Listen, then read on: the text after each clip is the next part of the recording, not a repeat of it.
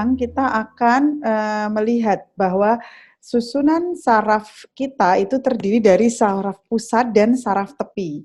Nah, ini adalah saraf pusat, jadi otak dan tulang belakang. Ini adalah disebut saraf pusat. Sementara itu yang di pinggir-pinggir ini, serabut-serabut ini yang berhubungan dengan alat indera maupun organ itu adalah sistem saraf tepi. Nah, organisasi seutuhnya seperti ini. Ada central nervous system atau sistem saraf pusat, yaitu tulang belakang dan otak. Kemudian ada sistem saraf tepi, yaitu somatic nervous system dan autonomic nervous system. Yang otonomik atau sistem saraf otonom itu terdiri dari sistem saraf simpatetis dan parasimpatetis. Nah, kita kali ini akan membahas mulai dari saraf tulang belakang. Saraf tulang belakang tadi yang berhubungan dengan otak langsung juga, itu tadi berkomunikasi dengan alat indera dan otot yang ada di tingkat bawah kepala. Nanti kalau yang di kepala itu dengan otak langsung. Di situ ada akar dorsal dan akar ventral.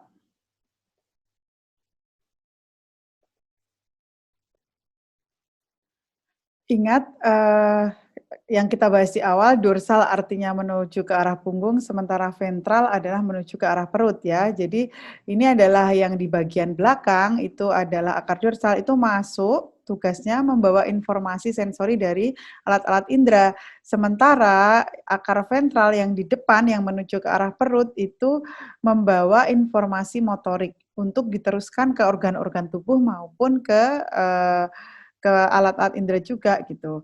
Badan sel dari neuron sensori terletak di kumpulan neuron di luar saraf tulang belakang yang disebut ganglia akar dorsal gitu. Nah, di situ juga ada gray matter, terletak di tengah spinal cord, di tengahnya tulang belakang, dan ini berisi banyak badan sel dan dendrit. Nanti kita akan belajar ini tentang anatomi sarafnya ya. Ada dendrit, badan sel, itu nanti akson gitu ya.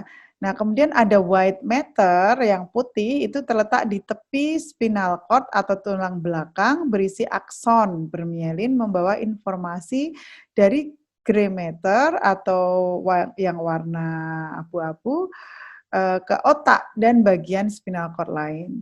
Setiap ruas mengirim informasi sensoris ke otak dan menerima perintah dari otak. Jadi sangat penting bagian tulang belakang itu ya. Nah, sekarang kita belajar sebelum otak ya, otak nanti terakhir. Nah, sekarang kita belajar tentang saraf otonom. Apa itu saraf otonom? Jadi kita belajar tentang saraf tepi sekarang. Nah, ada somatik dan otonomik. Sekarang kita belajar yang otonom. Jadi ada kan tadi saraf somatik dan otonom. Kalau somatik itu semuanya mengontrol hal-hal secara sadar dan dia ada stimulasi otot. Jadi dengan sadar kita mengangkat misalnya atau ya apapun yang itu sifatnya sadar. Neuron langsung terhubung dari sistem saraf pusat dan otot. Jadi ada perintah dari sistem saraf pusat terdiri dari neuron tunggal dan otot-otot rangka. Sementara kalau saraf otonom itu kontrol tidak sadar, terdiri dari neuron yang menerima dan mengirim informasi dari jantung, pencernaan, dan organ lain. Jadi cara kerjanya otomatis. Nah, yang penting dari ini gitu ya, dari sistem saraf otonom itu, yaitu bahwa ada dua sistem saraf yang sebenarnya bekerja sama, yaitu saraf simpatetik dan saraf parasimpatetik yang kerjanya itu berlawanan untuk membuat tubuh seimbang. Sistem saraf simpatetik memfasilitasi aktivitas berat, meningkatkan detak jantung, tekanan darah, pernafasan, dan lain-lain. Ya, yang berhubungan dengan respon fight or flight ketika kita menghadapi stresor.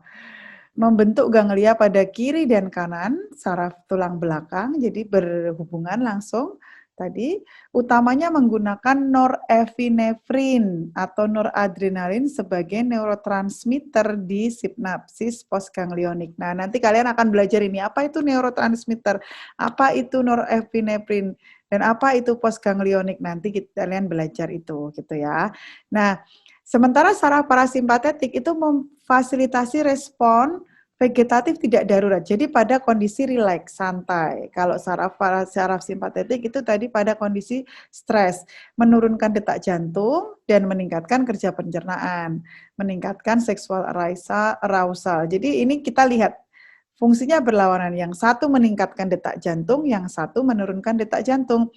Kemudian membentuk akson preganglion yang panjang merentang dari saraf tulang belakang dan serabut postganglionik pendek yang melekat pada organ-organ. Aksonnya sebagian besar melepas neurotransmitter asetilkolin. Kalau yang simpatetik tadi norepinefrin, yang parasimpatetik asetilkolin. Nah, ini adalah gambaran yang lebih jelas gitu ya. Jadi fungsinya berlawanan. Ingat bahwa simpatetik bekerja pada saat stres atau penuh tekanan, parasimpatetik sebaliknya. Jadi kalau misalnya kita ada bahaya, respon fight or flight kita itu langsung meningkat. Misalnya ada anjing gitu ya, terus kita takut gitu ya, langsung detak jantung kita meningkat dan langsung pencernaan kita langsung ini ya berhenti, kayak kita nggak lapar gitu ya, menurunkan kerja pencernaan gitu. Nah terus ternyata setelah kita deketi, oh ternyata anjingnya diikat dan nggak bahaya gitu ya. Nah kemudian parasimpatetik bekerja menurunkan denyut jantung, memacu kembali kerja pencernaan, begitu sebaliknya sehingga tubuh kita seimbang. Kalau yang bekerja simpatik terus, nah itu kita bisa rusak lama-lama organ karena selalu dalam ketegangan. Ya, ini penjelasan yang lebih detail seperti yang tadi.